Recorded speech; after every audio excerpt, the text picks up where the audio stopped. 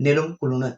සාමාන්‍ය ලංකාවේ ප්‍රේක්ෂකයන් අතර කලාතුරකින් තමයි චිත්‍රපටයක් එකක් දෙකක් ගොඩක් ජනප්‍රිය වෙලා ඒ යන රැල්ලත් එක්ක ප්‍රේක්ෂකාගාර පිරෙන්නේ.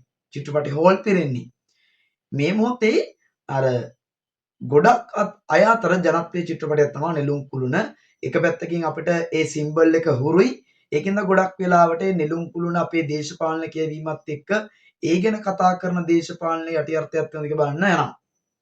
ඒ වගේම තමයි මේ දවස් මොහොතේ අර සමාජ මාධ්‍ය ඔස්සේ ප්‍රචාරණය වෙන වීඩියෝස් වල තියෙන ඒ නෙළුම් කුළුණ කියන උප්‍රාසාත්මක අන්තර්ගතය නැත්නම් ඒ කියවීමත් එක්ක මිනිසු තුළ ඇති වෙන කුතුහලයත් එක්ක ප්‍රේක්ෂකාගාර මේ මොහොතේ පිරීතිරි ගිහලා තියෙනවා. ඒ වගේම බැලීමේ ආසාවන් නිර්මාණය වෙලා තියෙනවා. ගොඩක් වෙලා ලංකාවේ චිත්‍රපට කලාව ඇතුළ ඔය ප්‍රධාන ලක්ෂණ තමයි ඔය සෝෂල් මීඩියා ඇතුලේ විවිධ පේජ් වල ඒක ලබා දෙන ජනප්‍රියතාවයත් වෙනවා ලංකාවේ චිත්‍රපටයක ප්‍රේක්ෂකාගාර නිර්මාණය වෙන්නේ. එතකොට ලංකාවේ ගොඩක් ජනප්‍රිය වෙච්ච මේ මොහොතේ ජනප්‍රිය වෙමින් තියෙන ඒ වගේම ලාභයේ උපයන චිත්‍රපටයක් තමයි නෙළුම් කුළුණ. විශේෂ රංග කාර්ය ගැන කතා කරොත් අති දැවැන්ත වේදිකා නාට්‍ය කලාවෙන් බිහි වෙච්ච අති දැවැන්ත චරිත ටිකක් මේ විනාවේ චිත්‍රපටි තිරය නැත්නම් අපි කියන සිනමා තිරයට අවිල්ලා තියෙනවා.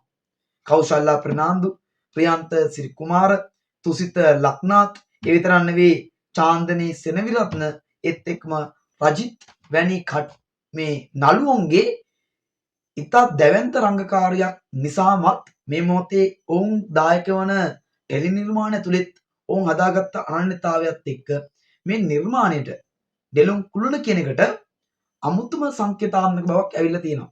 මෙන්න මේ කලාකරුවන්ගේ රංගකාරිය ඒත් එක්ක මෙයාලා හදලා තියෙන වර්තමාන සමාජ යථාර්ථයේ ටෙලිනාට්‍ය තුල ඒ මනෝභාවයන්ත් එක්ක මේ නෙළුම් කුළුණ කියන චිත්‍රපටයේ ලොකු ප්‍රේක්ෂක ආකර්ෂණයක් තියෙනවා. නමුත් ඇත්තටම පැය දෙකකට ආසන්න සංඛ්‍යාවක් මේ නෙළුම් කුළුණ කියන චිත්‍රපටිය කතා කරනවා ප්‍රබල සමාජ කාරණාවක්. මේක එක පැත්තකින් කොමඩියක්. එහෙම නැත්නම් අපි ගත්තොත් විහිළු සපේන ටෙලිනාට්‍ය මේ චිත්‍රපටියක්. ඒතර පැය දෙකක් තුල ප්‍රේක්ෂකාගාරයේ නිරන්තරයෙන් hina වී ඉන්න අවස්ථාව තමයි මේකේ අන්තර්ගතයේ තියෙන්නේ. ගියෝති. මිනිස්සු බලන්න යන්නේ මේ කොමඩිය. නමුත් අපි සාමාන්‍යයෙන් මලගෙදර කණ්ඩනවද? ඔව්. අපි සාමාන්‍යයෙන් මලගෙදර කණ්ඩනවනේ. මිනිහා මැරෙනකොට ප්‍රේක්ෂකාගාරය තුල වුණත් මිනිහා දැකිනකොට ඒ ෂොක් එක වදිනවා.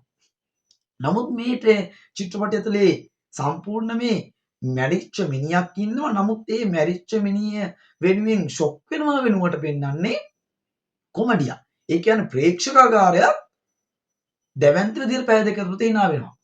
නමුත් කතා පුතේ අන්තර්ගතය තුළ තියෙන මිනිහා.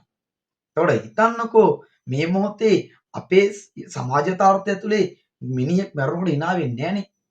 විශේෂයෙන් මේ කතා පොත තුල ගත්තොත් මේ වලව් පැලැන්තිය නියෝජනය කරන පාරම්පරික ගතානුගතික සමාජය තුළ වෙලිච්ච මේ වලව් සමාජයක දැවැන්ත පුරුක නැත්නම් තාත්තා කියන චරිතේ නැරෙනවා. නමුත් මේ මැරෙන තාත්තා තුළ අර අපි නිරන්තරයෙන් ලිංගිකත්වය කියන දේ කතා කරන්නේ නැහනේ.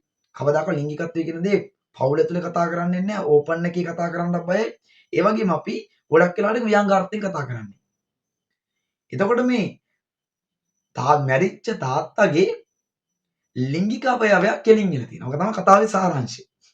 මෙන්න මේ මැරිච්ච තාත්තගේ මේ අපි කියන ශිෂ්ණයේ කෙලින් වීම කියන කාරණේ තමයි මේ චිත්‍රපටයේ දැවැන්තද කතා කරන්නේ. දැන් සාමාන්‍ය මැරුණාට පස්සේ අවයව පණ නැහැ කියලානේ කියන්නේ.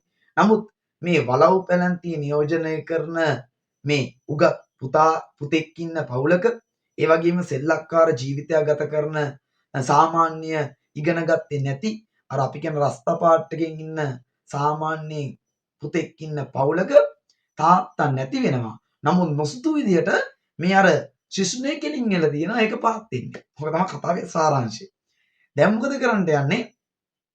පැය දෙකක් ඇතුළත පෙන්වන්නෙම මේ පවුලට වෙන අවනම්බුව කොහොමද වහකන්නේ? ඇයි මිනිහ කොයි විදිහටවත් තියන්න බෑ. මිනිස්සුන්ට කියන්න දෙයක්ුත් නැහැ. ගමේ හාමුදුරුවන්ට කියන්න දෙයක්ුත් නැහැ. ඇයි නොසිතු විදියට මේ කියන ලිංගාශ්‍රිත මේ ඉන්ද්‍රිය කෙලින් කළා. සාමාන්‍යයෙන් ඒවා වෙන්නේ නැහනේ. එතකොට මේ අවනම්බුවෙන් බේරෙන්න ඔවුන් එක එක උපාය කල්පනා කරනවා. මේක තමයි මේ චිත්‍රපටය පුරාටම යන්නේ.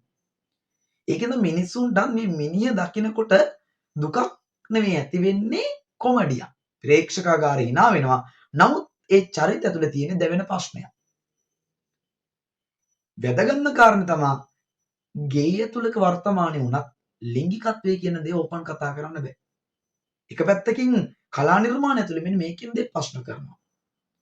ඒ විතරක් නෙවෙයි පාරම්පරික වලව් සමාජයක අපි කියන ප්‍රතාපවත් බව ඒ සමාජ තුලේ අපි හදාගන්න නම්බුව කියන දේ තියෙනවා. මේ නම්බුව බේරගන්න දඟලන උත්සාහයක් තමයි චිත්‍රපටය පුරාටම තියෙන්නේ. හැම වෙලාවකම ඒ පවුල තුලේ විශ්වවිද්‍යාල දැනුම ලබාගත් ඒ වගේම රාජ්‍ය රැකියාවක් කරනව පෙනුමක් තියෙන වැඩිමාන සහෝදරයා හැම වෙලාවම යන්නේ තමන්ගේ ගරුත්වයත් එක්ක ඒ සමාජය තුල වැජඹෙන නැත්නම් අපි ගත්තොත් අනන්‍යතාවයක් තියාගන්න යන චරිතයක්. දැන් මේක මෙයාට දැවැන්ත බලපාන තාත්තගේ මරණෙත් එක්ක මේ ඇති වෙච්ච විකෘතිය.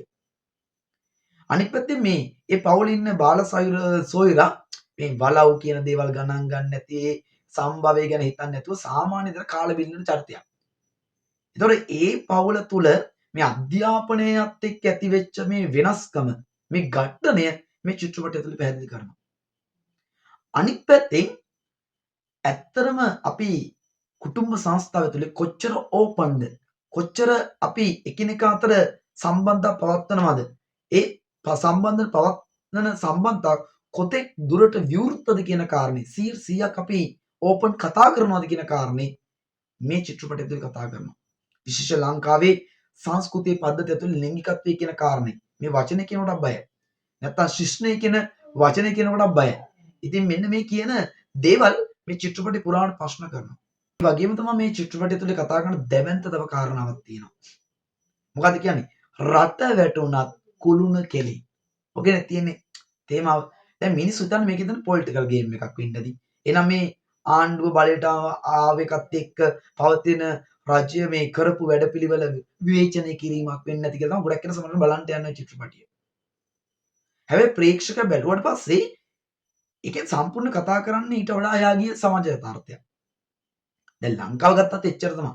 සමහර දේවල් අපි මේ ප්‍රෞಢ ඉතිහාසයක් ගැන කතා කරනවා ඒත් එක්ක ආසියාවේ ගැන ආසියාවේ ප්‍රබල රාජධානියක් විදිහට අපේ පුරාවස්තුත් එක්ක අපි කතා කරන අනන්තතාවයක් තියෙනවා නේද? එතකොට මේ ඔක්කොම කතා කරාට මේ මොහොතේ ලංකාව කොතනද තියෙන්නේ? අපේ සමාජ තලයේ කොතනද තියෙන්නේ?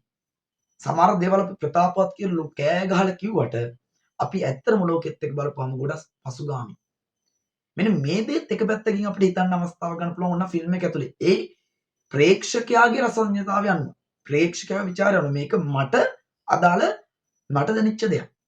නමුත් වෙන කෙනෙකුට ඒක එහෙම නෙවෙන්න පුළුවන්. එනම් මේ හරියට මේ වලව්ව තුලත් ඒක තමයි කතා කරන්නේ. මේ වවුලේ තත්වය, ඒ නම්බුව, ඒ හදාගෙන තියෙන සමාජ ක්‍රමය ඇතුලේ තමන්ට ඇති වෙන අවමානය නැති කරගන්න මිනිස්සු ගහන ගේම් ගැන තමයි මේ චිත්‍රපටය අපිට හිතන්න අවස්ථාව දෙන්නේ. ඒ වගේම තමයි කමලා කියන චරිතය. අනුන්ගේ දේවල් හොයනවා. ගොඩක් වෙලාවට මිනිස්සු කරන දේ තමයි තමන්ගේ වැරදි ඕන තරම් තිබ්බට වෙන මිනිස්සුන්ගේ දේවල් හොයලා ඒ මිනිස්සුන්ට ප්‍රහාර එල්ල කරන්න බලනවා. වෙන මිනිස්සුන්ගේ හීන විනාශ කරනවා. වෙන මිනිස්සු ඉස්සරහට යනකොට ඒ මිනිස්සු කරන දේවල් බලලා ඒ මිනිස්සුගේ කකුල් ඇදලා දාන්නේ ළඟම ඉන්න එක. මෙන්න මේ කියන සමාජ ඝට්ටනයක් නෙළුම් කුළුණ කියන චිත්‍රපටය ඇතුලේ සාකච්ඡාට බඳුන් කරනවා. එහෙනම් අද ගෘහස්ත සමාජයේ ලිංගිකත්වය කියන කාරණාව ඕපන් කතා කරන්න බෑ. ඒ වගේම තමයි අපේ තත්ත්වේ නම්බුව බේර ගන්න අපි ගහන්න පුළුවන් ගේම් ටික ඔක්කොම ගහනවා. ඒ කරලා අපි හදනවා ව්‍යාජත්වය. ඒ ව්‍යාජත්වය ඇතුළේ තමයි ප්‍රතිරූපය හදන්නේ. අනිත් පැත්තෙන් විවිධ සමාජ තලවලදී අපි නියෝජනය කරන තැන් අනුව අපි සමහර දේවල් වලට ඕපන් වෙන්නේ කොතරම් දුරට ඕපන් වෙනවා කොතරම් දුරට විවෘතව කතා කරනවද කොච්චර දුරට අපි අවංකව කතා කරනවද කියන කාරණාව අපිට හිතන්න අවස්ථාව ලබා දෙනවා. එහෙනම් මේ මැරිච්ච මිනිහක් ඉන්නවා ඒ තාත්තා මැරලා ඉන්නේ. ඒ විශේෂත්ව වෙන්නේ මේ කතාවේ කතානායකයා නැත්නම් මේ මැරිච්ච තාත්තා සම්පූර්ණ චිත්‍රපටියෙම එක වචනයක්වත් ඩයලොග් එකක් කතා කරන්නේ. ඒ වගේම තමයි ප්‍රේක්ෂකයාට මැරුණාට පස්සේ මැරෙන දෙය ගැන කලකිරීමක්වත් එතනින් පස්සේ අපි ගත්තොත් මේ පවුලේ මේ තාත්තා නැති වෙලා තියෙන්නේ. නමුත් ප්‍රේක්ෂකයාට මෙන්න මේ කියන කාරණාව ළඟම ඉන්න මිනිස්සුන්ට සංවේදී නෑ අද අපි. අපි අර මිනිස්සුන්ගේ දුක පිටතල ප්‍රේක්ෂකාගාරෙන් ඉඳලා අපි ඒක ආතල් එකට ගන්නවා. නමුත් ඒ චරිත තුලේ ඒ චරිත රංගපාන එක ඇතුලේ ඒ මිනිස්සු මාර කට්ටක් කරනවා තමන්ගේ අවනම්බුව කොහොමද ඇති වෙන අවනම්බුව කොහොමද පාලනය කරන්නේ කියලා.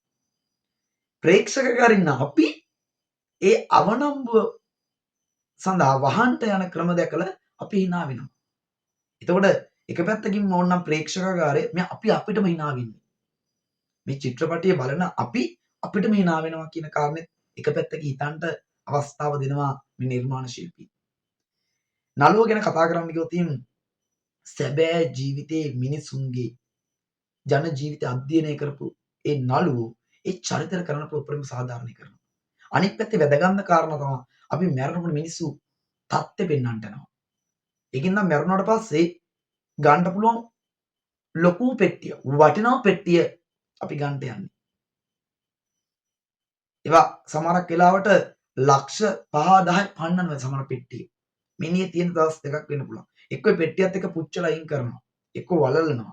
එතකොට මිනිස්සු මේ මැරෙන මිනිහමුත් එන ආතල් එකක් ගන්නට යනවා කියන කාරණේ මාරම ආතල් එකක් ගන්නට යනවා කියන කාරණේ එක පැත්තකින් මේ චිත්‍රපටය ඇතුලේ ප්‍රශ්න කරනවා. ඉතින් අපි බලන්න යන මේ සෝෂල් මීඩියා ඇතුලේ මේ ශිෂ්ණයක් කෙලින් වෙච්ච නෙළුම් කුළුණ වගේ තියෙන මේ ශිෂ්ණ ගැන බලන්ට යනවනම් ඒක නෙමෙයි කතා කරන්නේ. ඔබෙයි මගෙයි මේ සමාජ යථාර්ථය තමයි හිතන්න අවස්ථාව දෙන්නේ මේ නිර්මාණය ඇතුලේ.